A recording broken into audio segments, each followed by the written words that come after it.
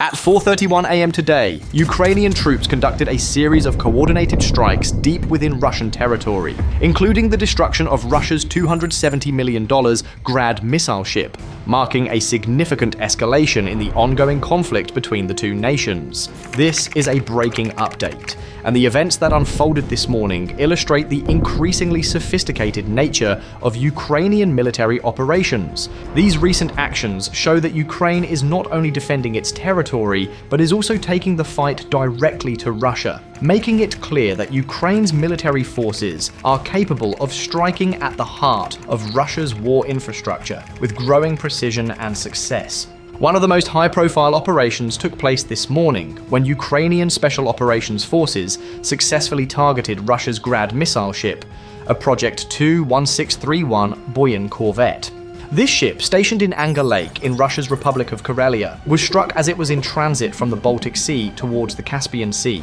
The Ukrainian strike, which occurred at precisely 4:31 a.m., struck the right section of the ship's power plant compartment, causing significant damage to the vessel. The strike was part of a continued effort by Ukrainian forces to disrupt Russia's military capabilities, even within its own borders. The Grad missile ship is one of Russia's most advanced naval assets, commissioned into the Russian Baltic Fleet just last December. It is equipped with the cutting-edge Kalibr missile system, one of the most formidable weapon systems in Russia's naval arsenal. Estimated at a value of $270 million, the loss of such an expensive warship underscores the financial as well as strategic blow to Russia's navy. The significance of this strike cannot be overstated, as it not only damages one of Russia's newest warships, but also sends a clear message about Ukraine's growing ability to disrupt Russian operations, even on the high seas. While details of the extent of the damage are still being confirmed, the successful execution of this mission reflects the precision and increasing sophistication of Ukraine's military operations. In another operation carried out just this morning, Ukrainian special forces targeted a critical radar complex and a transport vehicle associated with Russia's Iskander missile system in the Kursk region, which borders Ukraine. This region, a frequent flashpoint in the conflict, has seen multiple Ukrainian special operations aimed at disrupting Russian missile systems and command infrastructure. The goal of these operations is clear: to prevent Russia from maintaining its military edge by neutralizing key components of its missile and communication systems. These asymmetric strikes show that Ukraine is not only focusing on the front lines, but is actively targeting Russian military installations deep behind enemy lines to weaken Russia's ability to sustain its war efforts. Meanwhile, Ukrainian air forces have escalated their involvement in the conflict, carrying out a series of precision airstrikes against Russian positions. Ukrainian Su-27 fighter jets have been particularly active in the air. This morning, they successfully destroyed a Russian ammunition depot, which was located within an abandoned building being used by Russian infantry. This attack demonstrates the growing power of Ukrainian air forces, which are now able to strike high-value targets with precision and minimal risk to their own assets. These airstrikes, however, are not limited to mere military supply depots. In a separate operation this morning, Ukrainian Su-27S targeted and neutralized Russian communication officers at a command post.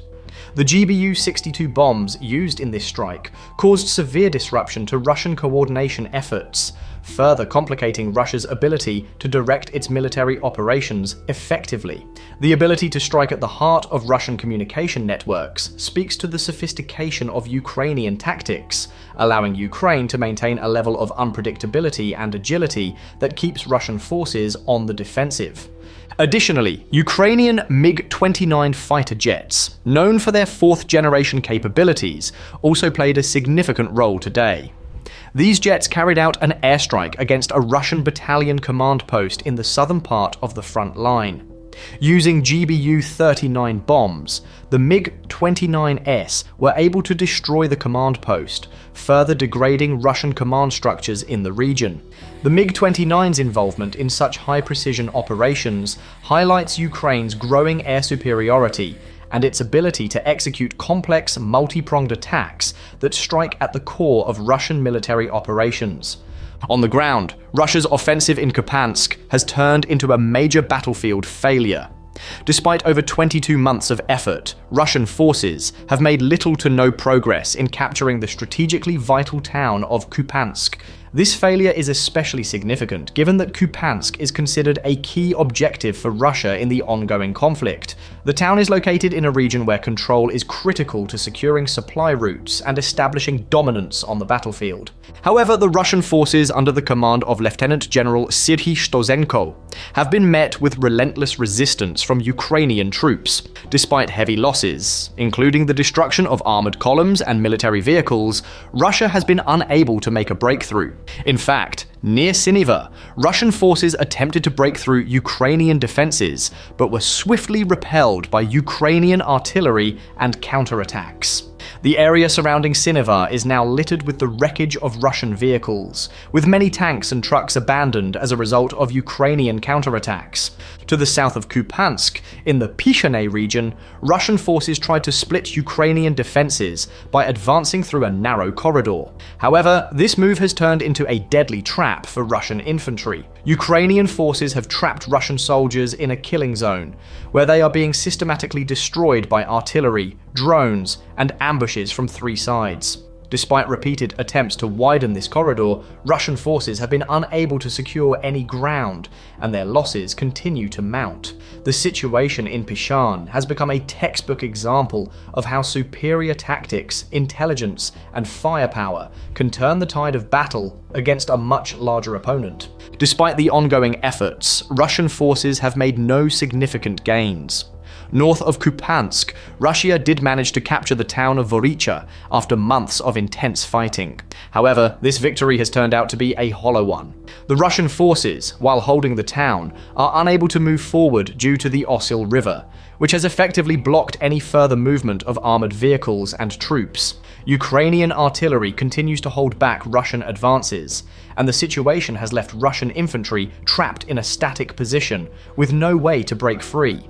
The failure of Russia's Kupansk offensive has raised growing doubts about the competence of Lieutenant General Serhiy Stozenko, who has been in command of the operation since the beginning.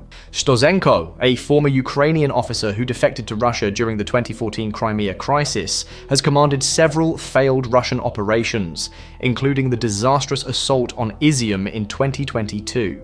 Despite these setbacks, Stozenko was promoted to Lieutenant General in 2023 and placed in charge of Russia's 6th Army. His track record in this role has been disastrous, leading some to speculate that Stozenko might be intentionally sabotaging Russia's efforts. There are whispers among Russian analysts that Stozenko could be Ukraine's best spy, deliberately leading Russian forces into futile and catastrophic battles. The mounting losses for Russia, combined with the lack of progress in Kupansk, have put tremendous pressure on the Russian military. Ukraine, meanwhile, continues to push back Russian forces at every turn, using a combination of artillery, airstrikes, drones, and special forces operations to maintain the upper hand. With Russian forces stuck in a strategic quagmire and their military leadership increasingly questioned, it is unclear how Russia will respond to these growing setbacks. The ongoing conflict is far from over, but today's developments provide a clear indication of changing momentum on the battlefield.